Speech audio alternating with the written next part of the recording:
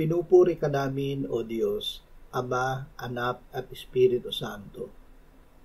Salamat, Ama, na ibinigay mo sa amin si Jesus na iyong anak, na namatay para sa aming kasalanan, iyong muling binuhay, iniakyat at iniluklok sa iyong kanan sa langit. Salamat na ibinigay mo sa amin ang iyong banal na Espiritu, at sa pamamagitan niya ay ibinuhos mo ang iyong pag-ibig sa aming puso. Ama, ibigay mo sa amin ang biyaya na hanapin ka at ang iyong karunungan sa iyong salita. Salamat na si Jesus ang karunungan na ibinigay mo at ngayon ay nananahan sa amin sa pamamagitan ng Espiritu Santo. Amen.